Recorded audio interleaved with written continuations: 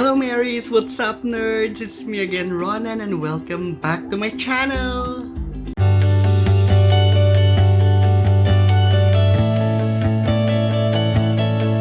Hello dreamers! How are you guys doing? Kamusta kayo? I just want to say Merry Christmas, no? Christmas na guys. I hope na okay naman kayo with your family and salo-salo naman tayo dyan, di ba?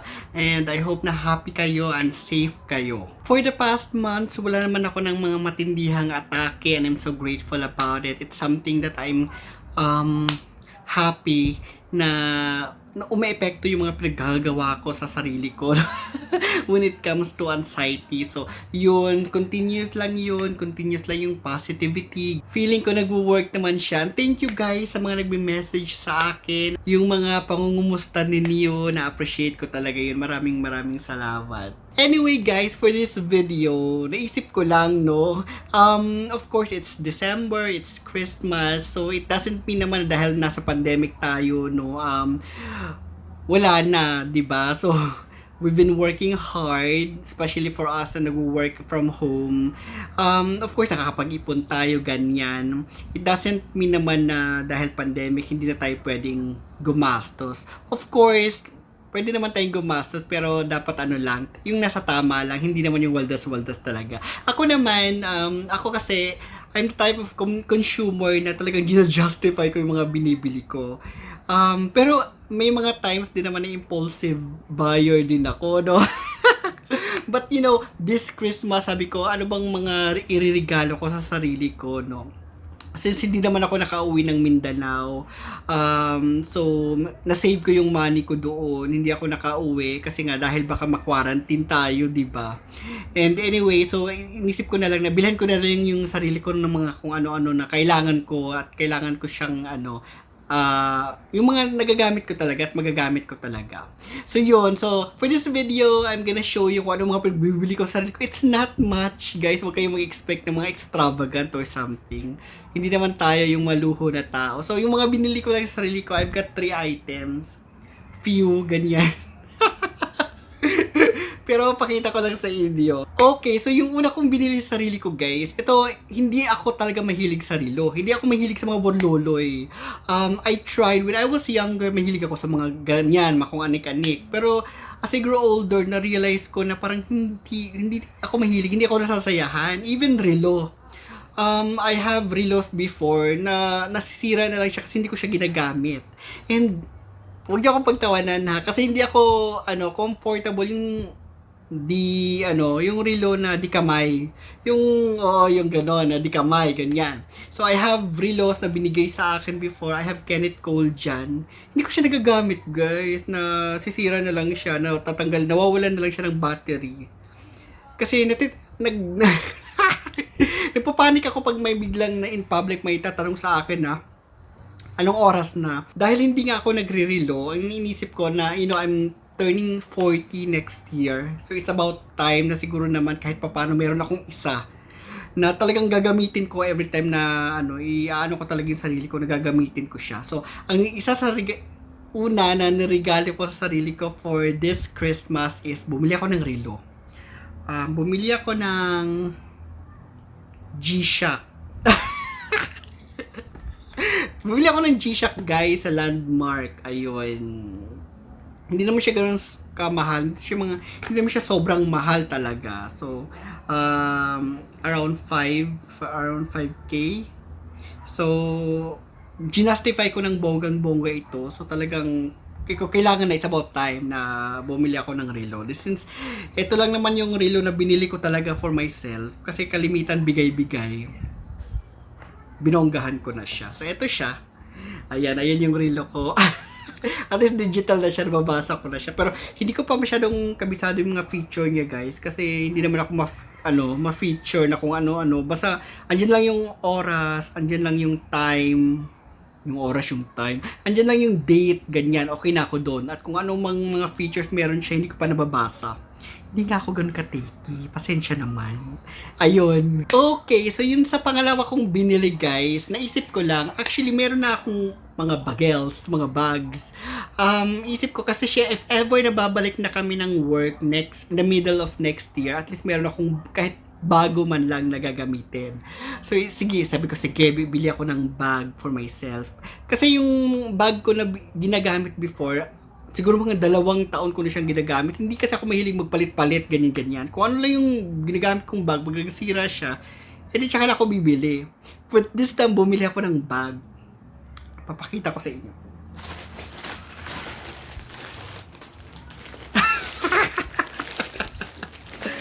Yun. So, bumili ako ng Herschel na bag. Nabili ko lang to siya guys kasi may sale. Ayun. So kalahati niya. So, around 2K ko yata siya nabili. Pero ang pinaka selling point ko talaga dito is dahil may tote bag siya. So parang canvas. Canvas na bag ganyan. Oh, ayan. Para siyang may canvas na bag. Ayan. Nahihiligan ko kasi ito ngayon guys. Ewan ko. Mura lang naman siya kung bibilhin mo sa Lazada, sa Shopee. Yung mga canvas na bag na ganito. Medyo mura lang siya. Pero ito yung pinaka ano ko talaga. Sige, ayan. Gusto ko yan. Bibilhin ko yan kasi may kasamang free na canvas na bag. Speaking of canvas na bag, nagpagawa ako sa Lazada. Lazada ba yun sa Shopee? Ayan. Okay ba? Yung pinagawaan ko guys, bibili ka ng bag tapos papadala mo sa kanila kung ano yung design na gusto mo. Syempre yung logo ko, Anxiety Pinoy, yung mga hashtag na ginagamit ko lagi. Ayan siya, choose life, choose happiness, and smile often. Ayan, cute ba? Ito yung ginagamit ko pag umalis. Ayan. Tapos yung anxiety na bag ko na binigay sa akin, nabili sa National Bookstore. So yun, eto na nga, eto na yung bag ko. Meron itong rose gold. Parang plum yung color niya, kaya lang mas mahal. So ito na lang, maganda naman yung kulay niya, cute naman yung kulay niya. Ayan. Hindi ko pa siya nagagamit, kasi wala pa naman ako paggagamitan, kasi hindi pa kami pumapasok. So if ever na papasok na kami sa work next year, tsaka ko pa lang siya gagamitin. For the meantime, itatago ko pa lang siya. Hindi ito yung unang yung unang Herschel ko. Yung pinakaunang Herschel ko, masyado siyang malaki. So yun yung ginagamit ko pag nagta-travel. Yung pumunta kaming Taiwan, ganyan. Yun yung ginagamit ko kasi pang travel siya, hindi siya pang office. So at least this time meron na akong pang office. Ayun. So ito yung isa sa pangalawa kong gift for myself. And then, last but not the least, eto, sobrang excited talaga ako dito guys na gift ko for myself. Kasi matagal ko na itong gustong bilhin. For a reader like me, parang it's ridiculous na wala ako nito. Actually, meron akong app nito sa phone ko. But then of course, I've been reading sa phone ko, yung mga novels I've been reading novels dun sa phone ko. So parang nasa-strain na yung eyes ko, especially pag gabi. Kasi syempre yung glare, minsan hinihinaan ko yung glare ng phone, pero hindi mo naman makita, di ba? So, alam mo namang sira-sira na yung mata natin. So, ginastify ko talaga siya ng malala kung bibili ba talaga ako o hindi. Kasi meron na nga akong app. Pero it's about time, di ba? Kasi halos kalimitan ng mga readers na mahilig magbasa, nakagaya ko, nakakilala ko, meron na sila nito. Ako na lang yung wala. Hindi ko nga siya binibili kasi meron nga akong app, tapos doon ako siya binibili. Pero yun nga, hindi siya nakakatulong sa mata pag matagalan na. At least this time, hindi na ganun ka strain yung mata natin pag nagbabasa. So yung third ko na binili for myself is Kindle. Kindle na Paperwhite. Ayun. Super excited ako nito, guys. Actually, try ko sana siyang bilhin talaga dun sa Amazon. Kaya lang, syempre, mahal. Mahal siya masyado. Tapos tinitingnan ko siya sa mall. Mahal siya masyado. Maabot siya ng mga 16,000, 15,000. Tapos, sinearch ko siya sa Shopee. May mga legit store doon na nagbebenta sila. I bought it around 6,000. Legit siya talaga kasi tiningnan ko naman yung mga ano niya, mga code niya dito. Nakita ko naman siya talaga. At nung kinonect ko na siya sa Amazon mismo, tama siya. Kumukonect siya doon. Ayun, so ipapakita ko sa inyo guys yung binili kong Kindle. Ito yung pinaka sobrang excited ako na talagang ang tagal, binantayan ko talaga yung shipping kasi ang tagal dumating, parang ganyan. Kahit na 1 week, actually 1 week, dumating siya within 1 week, pero for me ang tagal kasi sobrang excited ako. Ngayon, ang hinihintay ko na lang yung casing na binili ko naman.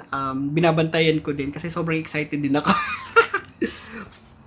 Anyway, kung gusto niyo ng review for those readers out there na nanonood ng mga videos natin, let me know kung gusto niyo ng review. So this is it, yung loob niya. Actually, nabuksan ko na siya guys, pero hindi ko pa siya masyadong kinakalikot kasi wala pa siyang casing. Natatakot ako. Ganun yun, di ba? Basta bago yung mga gadget natin, ganyan. Ayun siya. Oh my God. So, tama. Andito yung charger niya. Tapos yung mga, kung anik-anik dyan, mga guide. Ayan siya. The color is plum. Parang rose gold din. Pero, inaurahan lang nila yung ano, yung name. Plum daw ganyan. Ayan siya.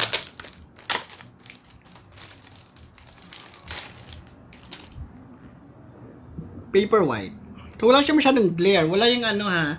Naka-off yan, pero meron siyang ganyan. So, pag nagbabasa ka, ano lang siya, talagang black and white. Hindi ito tablet, nakagaya ng mga tablet na mabilis.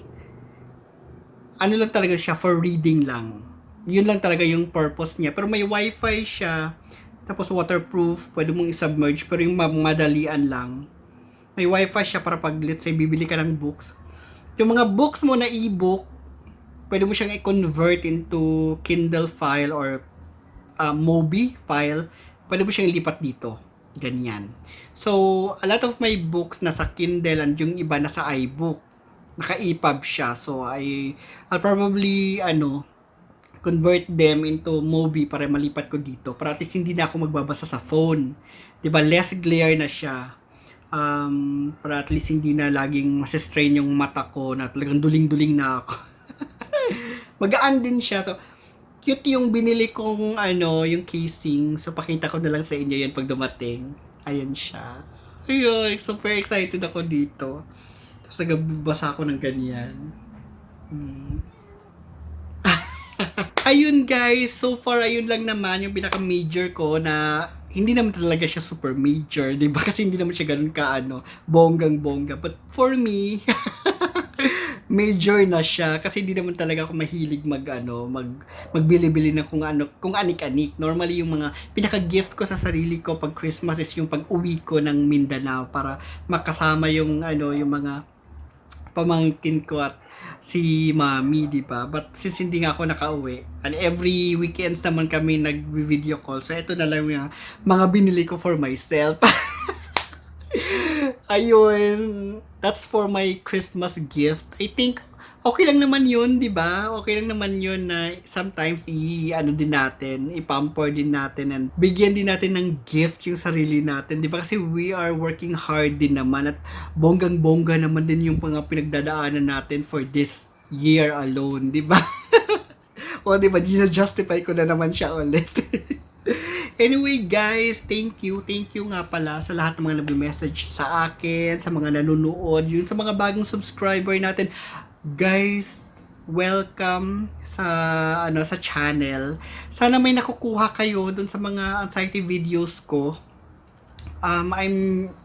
As of now, I have to be honest na hindi na ako nagkakaroon ng atake ng ganun kalala. May mga konting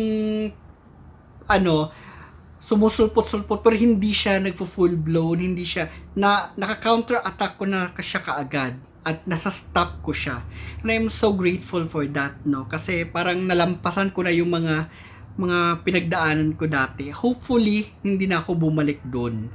And para sa inyo na nanonood, ay, especially yung mga nagsisimula pa lang, nagkaka-develop ng anxiety issues at nahihirapan na, I'm praying for you. Be strong. Huwag niyong gawing ito, yung mga pinagsasabi ko dito, huwag niyong gawing end all or be all or whatever. Magpa-check pa din kayo sa doktor. Is importante na makita kayo ng professional. Ito mga lang to, mga hacks, mga tricks na maaring makatulong, maaring hindi. Maaring mag-work, maaring hindi. No? Thank you so much sa mga support ninyo all through these years. Ayun. Sana by next year, nasuportahan nyo pa rin ako. Siguro hindi na mostly nakafocus yung channel na to sa anxiety lang. We're gonna do some vlogs na yung mga daily vlogs siguro, yung mga normal vlogs, ganyan. Gusto nyo ba yon? Let me know down sa comment section. Merry Christmas and advance Happy New Year. Maraming salamat guys. And I hope na mag-heal tayo sabay-sabay and safety kayo and peaceful yung Christmas natin, peaceful yung mind, ganyan. Thank you. So yun guys, to conclude this video, it's okay to splurge a little for yourself, no? Bigyan natin yung gift, yung self natin. And ayun, so hanggang dito na lang, no, for this video. Thank you ng marami. Share nyo sa mga friends nyo or kapamilya na may anxiety issues. And bigyan nyo ako ng thumbs up. Hanggang dito na lang ulit and hanggang sa next video na lang, no?